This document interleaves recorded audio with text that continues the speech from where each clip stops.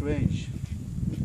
I noticed that even people who come here with some previous knowledge, most people miss a very essential historical aspect relevant to this place. There is something which happened here, only here, and nowhere else, and it's not this dramatic story of the self-killing, the so-called suicide, which took place here, and we'll talk about it, of course, but something similar happened in other places at that time too.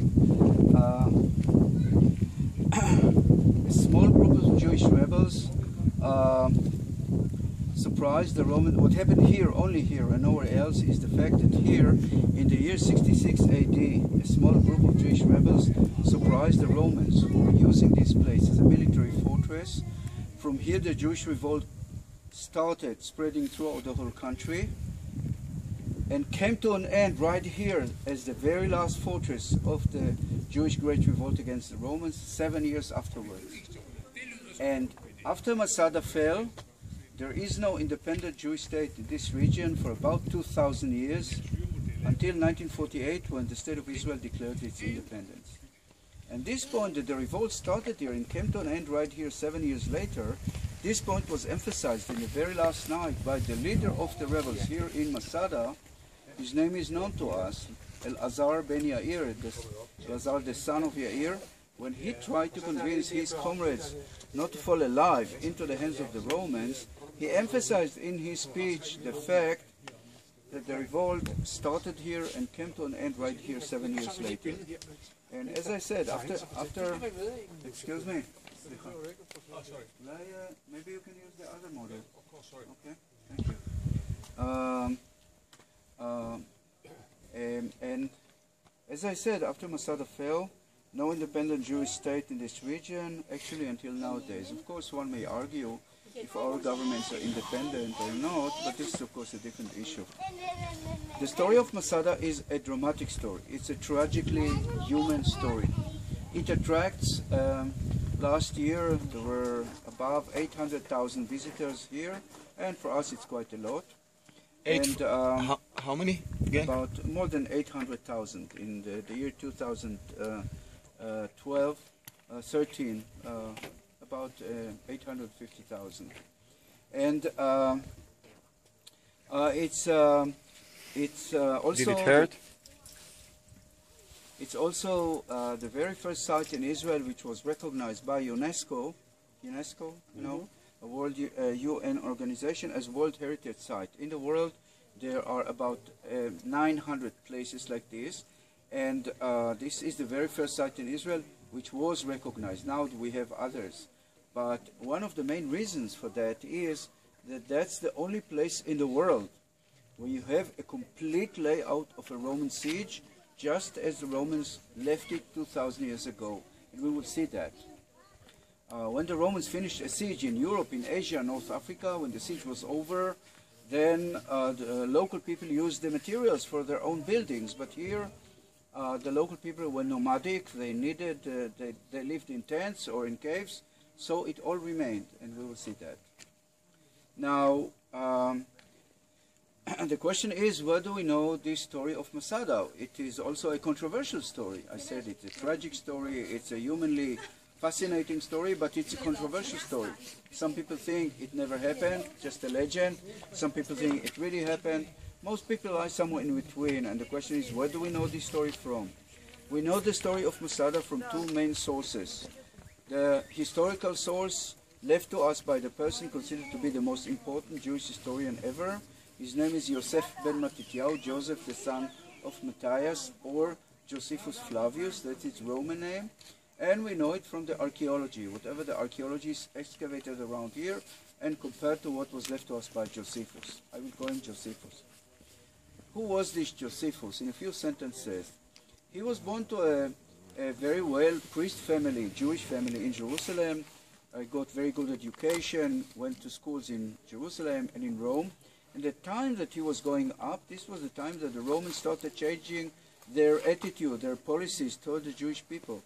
Generally, the Romans were quite liberal. They did not intervene in the internal affairs and even less in the religious affairs of the Jewish people. But toward this time, we read about emperors in Rome like Caligula and Nero, you may have heard their names.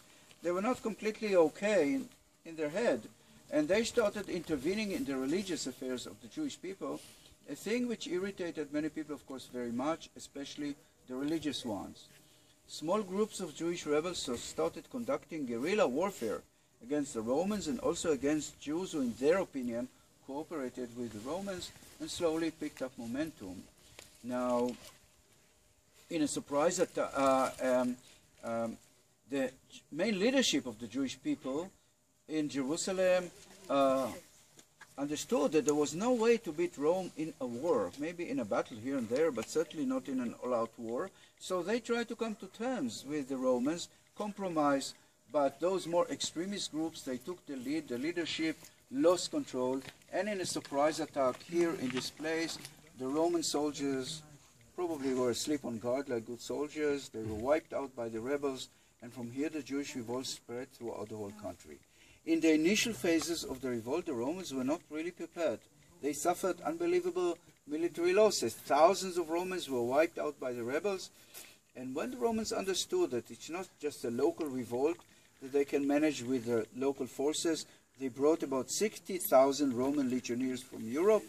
They started dealing with the revolt systematically from the north. They went south, toward Jerusalem. At that moment, the Jewish leadership in Jerusalem understood that there is no way back. They had to fight. They approached Josephus, who was living at that time in Jerusalem. He was also very well acquainted with the Roman art of war conducting. He went to schools in Rome, and in Rome, anybody who went to good schools learned also how to fight. So they asked him to accept upon himself the command over the revolt in the north, and his military objective was to hold the Romans as long as possible in the north, so the Jews in the center will have time to prepare for the defense of Jerusalem, which was understood to be just a matter of time until we will come to it.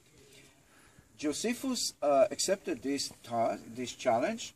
He gave the Romans very hard time, trained Jewish military unit, fortified cities and strongholds in the Galilee, and held the Romans much, much longer than was expected. Eventually, the last battle in the Galilee, in the north, was so bloody, Josephus is telling us that floods of blood were flowing over the slopes of this Galilean city, which is another national park nowadays in the north. The battle was lost. Josephus found himself together with 40 other rebels hiding in a cave. The Romans found the cave and tried to convince the rebels to surrender, and Josephus was willing to surrender, but his comrades were not willing to fall alive, and as religious people, they were not allowed to kill themselves from a religious point of view, so they decided that they will kill each other pairwise. The number will grow smaller, smaller, and smaller. Only the last one remaining was supposed to commit suicide. How it went about, we don't know. We only read somehow Josephus managed to remain as the very last one with another guy. And here, in spite of the agreement, he did surrender to the Romans, and he was taken as prisoner by the soldiers to meet the Roman general. They know each other pairwise they knew each other personally from the time before the war, and they also had great respect to each other as military people, although enemies. And here, Josephus made a very surprising move. He tells Vespasian, the Roman general, that he has a secret message to deliver to him, but he can do it only face to face, to his own ears. The Roman soldiers around were quite worried. They thought he may be trying a trick, but Vespasian was not very upset about that. He sent everybody out of the tent. Only his son Titus, he remained. He was later the general who afterwards conquered Jerusalem. And here Josephus is telling the Roman general that he, Vespasian, in a very short time, will become emperor in Rome. This was quite flattering and surprising to Vespasian, and he decided to wait and see if this prediction will materialize. And sure enough, it didn't last more than a few weeks. The Roman legions called Vespasian back to Rome, and he became the emperor of Rome. This increased the prestige of Josephus in the eyes of the Romans very much, and they made him an offer he could not refuse, as we say. The offer was he should join the Romans, act as a mediator between the Romans and the Jews, anywhere possible should help the Romans avoid unnecessary bloodshed, and as a Jewish intellectual, he should act as a historian documenting the proceeding of the revolt, and if he will fulfill these two tasks successfully, he will get his life in return. This was quite an exception, because generally the Romans insisted that any commander of any revolt will be executed in public, just for the others to see. But in this case, they were willing to make an exception. Josephus accepted this proposal, which made him, in the eyes of many Jews at that time and later, a traitor. However, he did no doubt great service to us because he leaves us with very important information which would have gotten lost otherwise. Josephus, we have to keep in mind, wrote in the service of the Romans. That's why we have to take his writing with some reservation. It may be possible that here and there he may have had to change his text, but generally when the archaeologists compare what they found to what he wrote, it's very compatible. Not 100%, but quite close to that. Josephus wrote in Hebrew, in Aramaic, which was the commonly ancient spoken language at that time. He translated in his life his writings to Greek, and the oldest writings that we have today are Latin translation that are in the libraries of the Vatican. They are about 1,000 years old. Josephus is important to the Christians because he described the time that was the beginning of Christianity, and that's why they put a lot of effort in translating them into Latin and copying them again and again and again. You have to keep in mind that copying a book at that time was not with a Xerox machine, but, you know, by hand, letter by letter, word by word. Josephus is telling us something about Masada. The word Masada is related to the Hebrew word Metzudah. Masada, Metzudah. In Hebrew letters, the same letters, okay? Which means a fortress, a stronghold.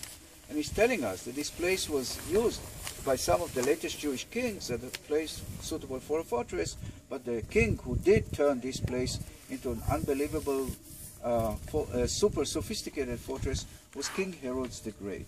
Have you been in Jerusalem? We've been, and it's also the one we've seen the Herodian bridge today. Yes. Okay, so Herod was really one of the latest Jewish kings. His origin was not really from the Jewish people. His ancestors were from another nation, the Edomites, but נכון, אבל עלינו רק 5, בן אדם ברכבת. his nation, after there was always tension between the Edomites and the Jewish people, and שרגא, סליחה, יש לך דיבור איתו? הוא אומר 7 עלו איתו, עלו עם שרגא. סליחה.